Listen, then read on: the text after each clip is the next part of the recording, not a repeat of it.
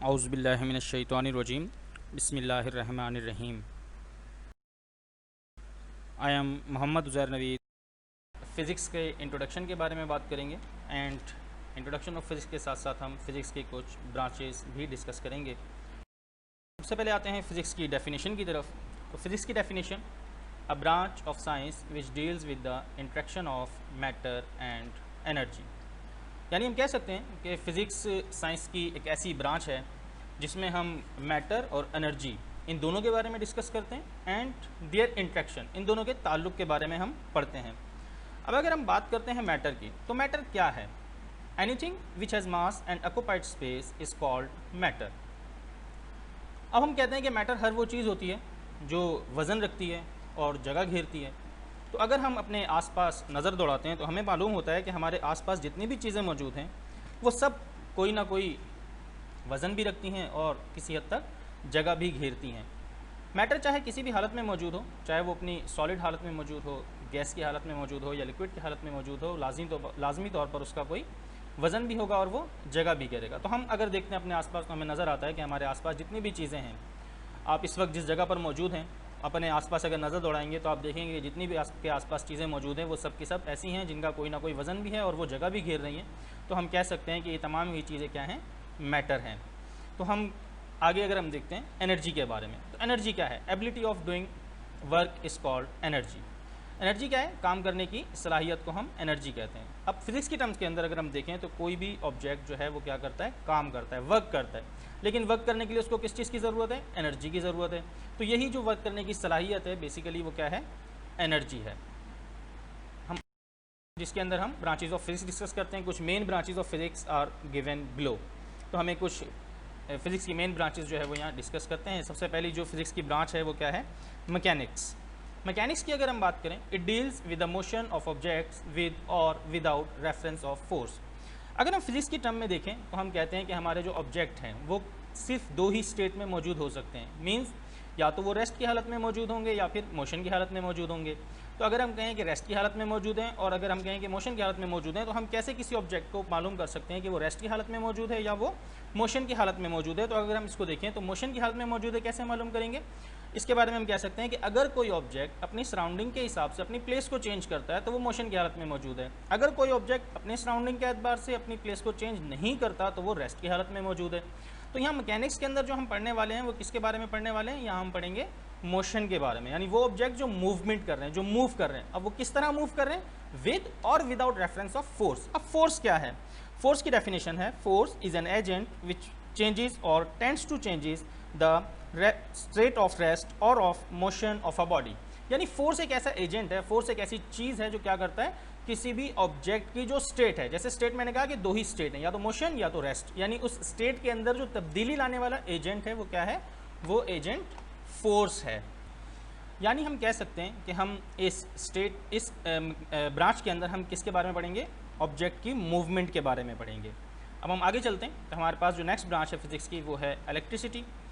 It is concern with the phenomena and effect related to electric charge.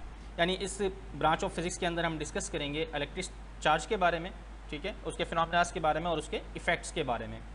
Next अगर हम move करते हैं electromagnetism की तरफ, तो इलेक्ट्रोमैग्नेटिज्म बेसिकली क्या है?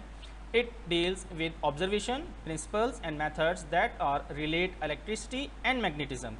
बेसिकली अगर हम देखें तो ये दो वर्ड से मिलकर बना हुआ एक वर्ड है जिसमें इलेक्ट्रोमैग्नेटिज्म। तो अगर हम इसको सेपरेट करते हैं तो इलेक्ट्रिसिटी से है और मैग्नेटिज्म जो है वो मैग्नेट से है। तो इलेक्ट्रोमैग्नेटिज्म के अंदर हम इलेक्ट्रिसिटी और मैग्नेटिज्म दोनों के बारे में डिस्कस करते हैं, इनके ऑब्जर्वेशन, इनके प्रिंसिपल्स और इनके मैथड्स के बारे में हम डिस्कस करते हैं।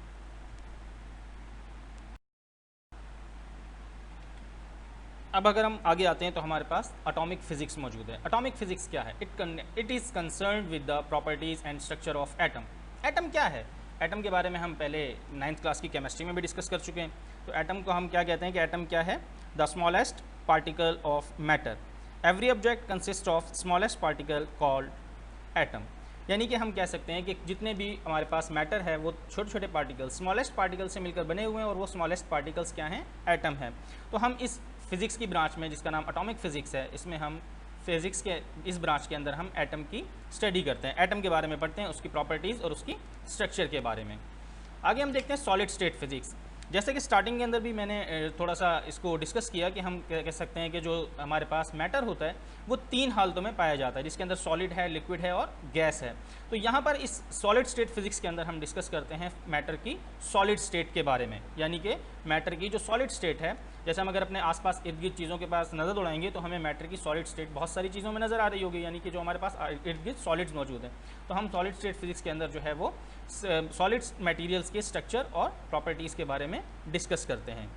आगे हमारे पास न्यूक्लियर फिजिक्स है।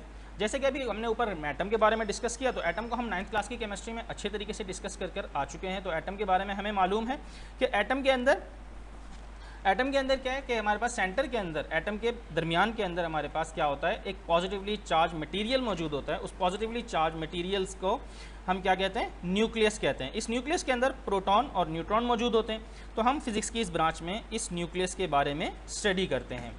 आगे हम चलते हैं तो हमारे पास आती है एस्ट्रोफिजिक्स।